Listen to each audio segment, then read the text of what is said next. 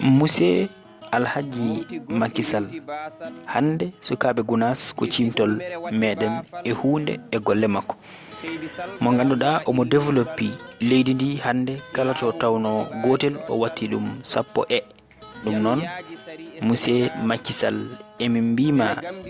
deuxiéme mandat ya jogoro jaam ya jokku golle e oɗo tolno emin kettima emin cabbima ene jokkata golle ma nde wonno tati persidaji ɓenni kono hono oɗo eko waɗa ko en ceedaki ko ɓuri hen famɗude tan koto banggue kuura walla mbiyen koko wuura hande ko nandi e maaro en eko yadata hen fof ussima ha memi leydi kono noon persida kono noon kadi ussi kupperaji ɗi hay so tawi o ussino facture aji ɗine e ɗiɗo duuɓi cakkitiɗi persida jokku golle ɓesgu leydi ndi yoga e mabɓe ina mbima ya jokku golle no hannirta ni kettoɗen Baba Galle Diallo barogel ngel ndi mbawen artude e bandiraɓe ɓe no hannirta ni. Président Macky Sall Macky arara e teddugal lamtoro nangue Kisal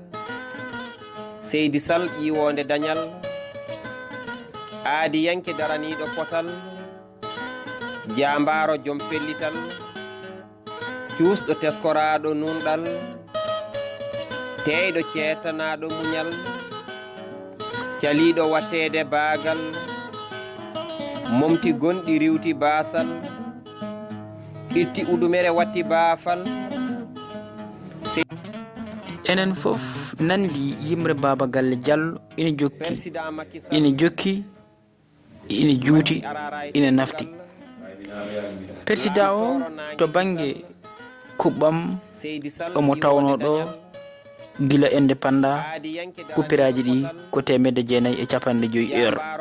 o watti ɗum 24 heures eɗen gandi ɗum ɗon ko développement mawɗo e gueɗe goɗɗe kono noon o addi terrain o addi avion walla mbiyen o addi métro mbiyen ɗum fof ko ittude chômage gonɗo e nder lamorgo ngo ummade e leeɗe nderiji ɗe mbiyen ville femde bal ittude chômage gonɗo ɗono persida jarama Seydi Sall jokku golle emin gondi e ma e banggueji ɗi kala jiida e taliji jiida e forasuji e gueɗe goɗɗe ɗe en mbawa limtidde ɗum noon haaloɓe ɓe yo kal kanko persida eɗen ɗo peemi e yebde goto e ayawoji makko o wi o wona kaaɓowo o wona jogantoɗo neɗɗo ɓernde o wona kaalowo e neɗɗo ko boni monsieur Macky Sall yo Allah juunu gurdam wondude e cellal e hattan kala ko jaadeɗa e laamu ma bandiraɓe yoga ina jaada hen min beltima ya jokku golle hayni tan e galleji diine leydi Sénégal darde maɗa hen golle maɗa hen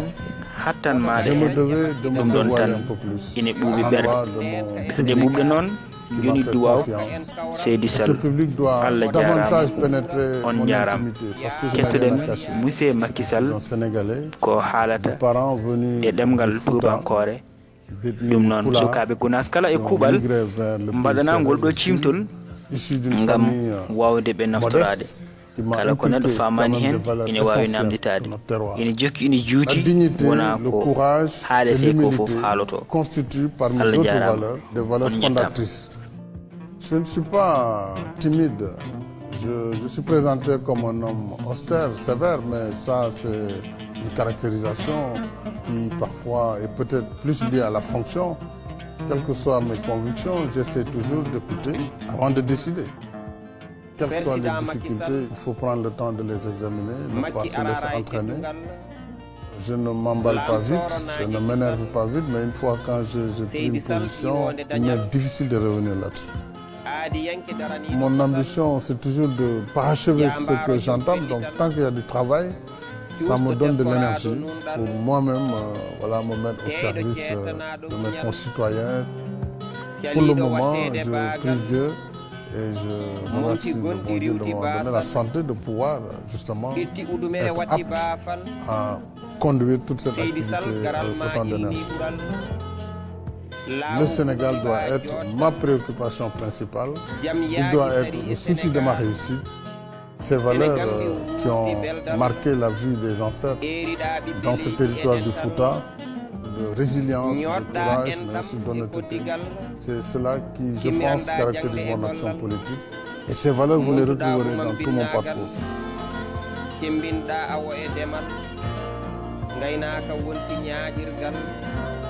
Wuditanɗa Sénégal damal